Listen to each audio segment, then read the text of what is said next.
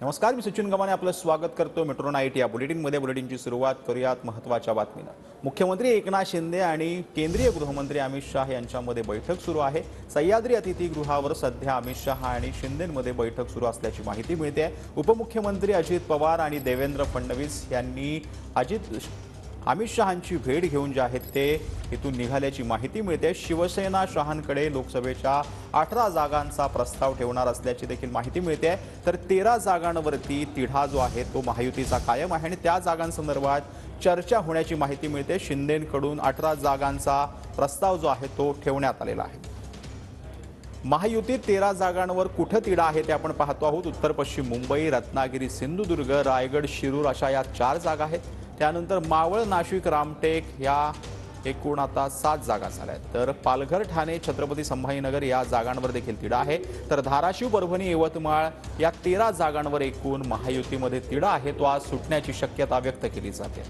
आपले प्रतिनिधी गिरीश गायकवाड आपल्यासोबत लाईव्ह जोडले गेलेले आहेत। गिरीश, खरं म्हणजे उपमुख्यमंत्री अजित पवार आणि देवेंद्र फडणवीस जरी निघाले असले तरी मुख्यमंत्री एकनाथ शिंदे आणि केंद्रीय गृहमंत्री अमित शहांमध्ये बैठक सुरू आहे। एकीकडे 13 जागांचा तिढा कायम आहे आणि दुसरीकडे शिवसेनेकडून शहांकडे 18 जागांचा प्रस्ताव ठेवण्यात आला आहे।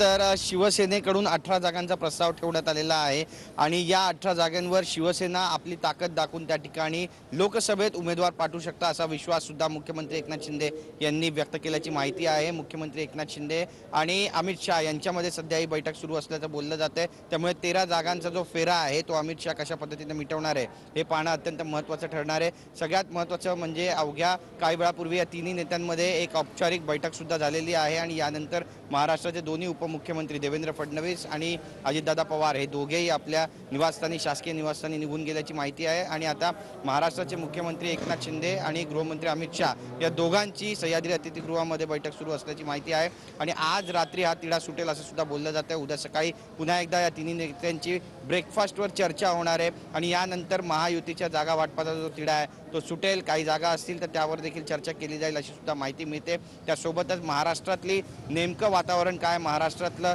नेमकं घडामोडी काय आहेत आणि कशा पद्धतीनं विरोधी पक्ष कट रचतोय याबद्दल देखील अमित शाह यांनी महाराष्ट्राचे मुख्यमंत्री एकनाथ शिंदे यांच्याकडून माहिती घेतल्याची सध्या माहिती मिळते आणि त्यामुळे आता आजचा दिवस, आजची रात्र अत्यंत महत्त्वाची ठरणार आहे कारण या रात्रीमध्ये 13 जागांचा जो तिढा आहे तो सुटणार असल्याचं बोललं जातं आहे। आपण जर पाहिलं तर उत्तर पश्चिम मुंबई, रत्नागिरी, सिंधुदुर्ग, रायगड, शिरूर, मावळ, नाशिक, रामटेक, पालघर, ठाणे, संभाजीनगर, धाराशिव, परभणी आणि यवतमाळ या जागेंवरती कोणकोणते उमेदवार दिले जाणार आहे हे पाहणं महत्त्वाचं ठरणार आहे। आपण पाहिलं की दक्षिण मुंबईची जी जागा आहे मिलिंद देवरा मागच्या वेळी या ठिकाणाहून लढले होते, यानंतर शिवसेनेमध्ये आले, ही जागा राहुल नार्वेकर यांना सोडली जाईल। तर या जागेच्या ऐवजामध्ये शिवसेनेला नेमकी कोणती जागा दिली जाणार आहे हे पाहणं महत्त्वाचं ठरणार आहे। त्यासोबतच रत्नागिरी, सिंधुदुर्गची जी जागा आहे ती सुद्धा आपल्याकडे मिळावी यासाठी शिवसेना आग्रही आहे, मुख्यमंत्री स्वतः आग्रही आहे आणि त्या ठिकाणाहून कुणाची वर्णी लागणार हे पाहणं देखील महत्त्वाचं ठरणार आहे।